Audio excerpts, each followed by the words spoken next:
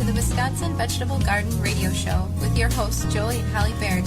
It is the Wisconsin Vegetable Gardener Radio Show on 860 AM WNOV and W293CX 106.5. Thank you very much for joining us this Saturday morning. Everybody, you do a lot of canning classes or they're canning classes, instructional basics of canning classes, and people will ask questions and because they don't know.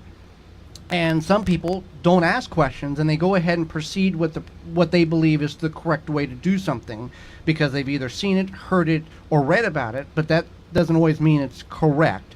So we're going to talk about the biggest 5 mistakes that we feel many canners, beginner canners, or sometimes advanced canners make just because they are not instructed to do well. Now, again, canning is a science. You do not do canning right, there are repercussions in which you can be sick or you can actually die from diseases such as botulism. Right, so we're not trying to scare you, but canning is, you need to be safe. You can't take shortcuts like you can in gardening. Canning, you got to do X, Y, Z, the way it's done, the way it's supposed to be done. And just because you saw somebody on Facebook do it doesn't mean that it's right.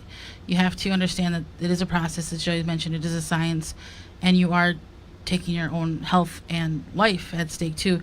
Not trying to scare you, just a reminder. No, we have 43 videos on our website and YouTube channel about about canning what you grow.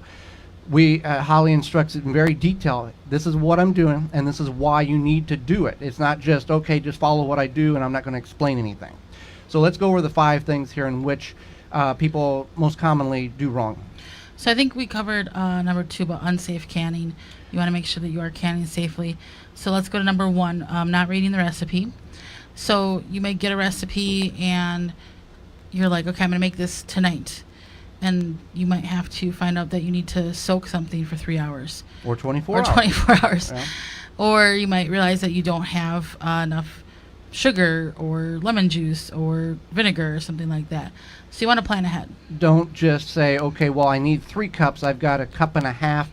Good enough. Let's make this happen, because that's going to disrupt the whole chemical process in which the canning or the pickling or the procedure that you're going to go about doing. It's not going to, the end result will be wrong and could be unsafe to consume that food. Right. So that's one thing. You want to use a reliable recipe. So that would include something that's been published within the past 10 to 15 years. Just because grandma's soup you might think tastes really good in a can, you don't want to can that and be unsafe and possibly get very sick. Now, what if you want to take that recipe of your great-grandmother's? Is there somewhere in which I can take that and go, this was published in 1923, can you verify that this is safe? Or what can be done to make this safe that I can do it today to carry on that grandma did this the way I remember it? Sure. So we have, and we had Christina Ward on here. She's the master canner food preserver for Milwaukee County. You could reach out to her. You could take any of her classes through the Milwaukee Rec Department. She's got classes there. Otherwise, you could reach out to look online at the National Center for Home Food Preservation. There's a lot of guides there. Bulk canning, which is presspreserving.com. There's some different information there as well. So and you can always reach out to us at TWVG Radio and we can always help at gmail.com, and we can get you in contact with these people in order to make sure you're doing it safely. So you want to check your jars. Your jars, these are, first of all, you want to use the right jars, which would be mason jars. You don't want to use some old mayonnaise jar, spaghetti sauce jar, or mustard jar, what have you. You want to make sure. A couple of reasons why you don't want to do that. For one, mason jars are made to withstand the heat from the different canning processes, and they're made to be reused over and over again. We're talking about the clear glass jars, not the old blue jars like we talked about a couple of weeks ago. Then you want to check the rims because there could be like a little divot in the rim. Just don't grind your finger on it. Gently touch. You'll see if there's little notches taken out of the actual top portion of the jar itself, because that's important, because there's a rubber gasket on these lids that have to seal to that glass, and if there's a divot or a chunk missing, there's not going to be a seal there, and it will not seal, and it won't be able to be shelf stable. Definitely. So you want that seal to happen. Now, and as I had mentioned, you don't want to believe everything you see.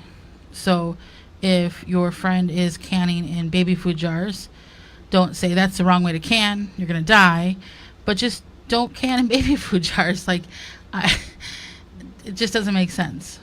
People will try to take shortcuts to save a few dollars when you could spend the couple of dollars that you need for the proper equipment to do it safe, to do it right, because, and you can take this however you want. Some people are luckier than others, if you want to believe in luck. And some people will do this over and over again and never get sick. And I've done this for 83 years, and then somebody else will do it one time, and that's the end of it. Right.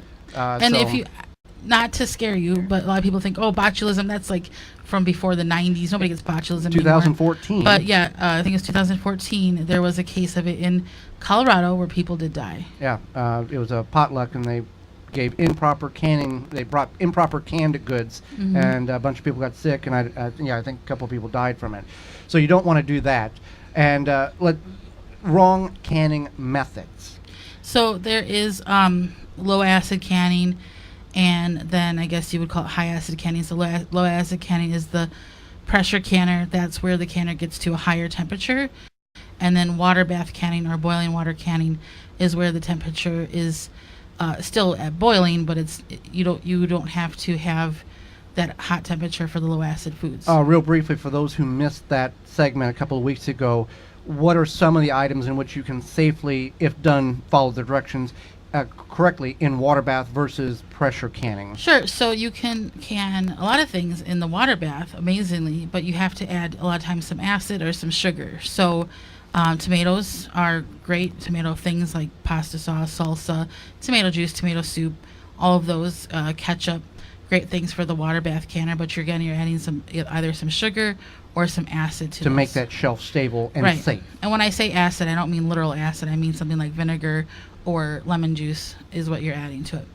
And then pressure canning is a totally different method, but okay. So other things you can water bath can are jams and jellies, chutneys, preserves, marmalades, so anything like that kind of type of thing, salsa.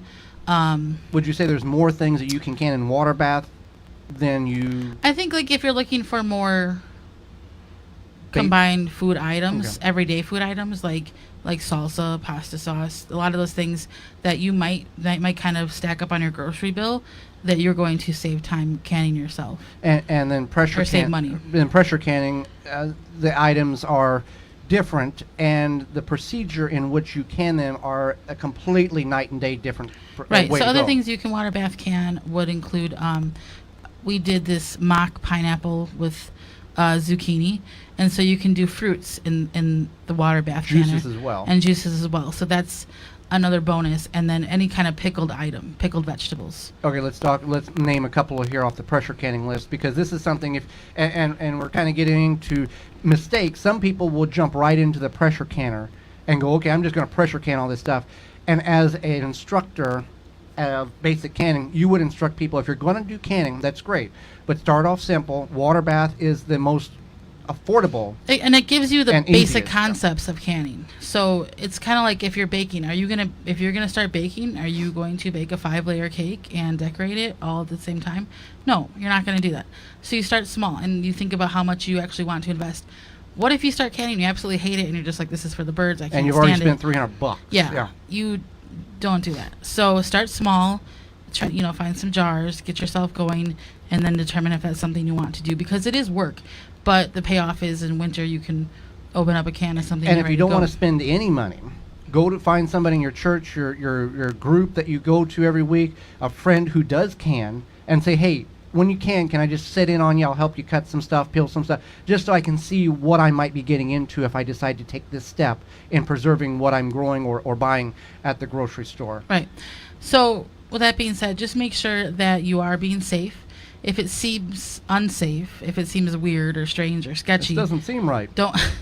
Don't do it, and always plan ahead.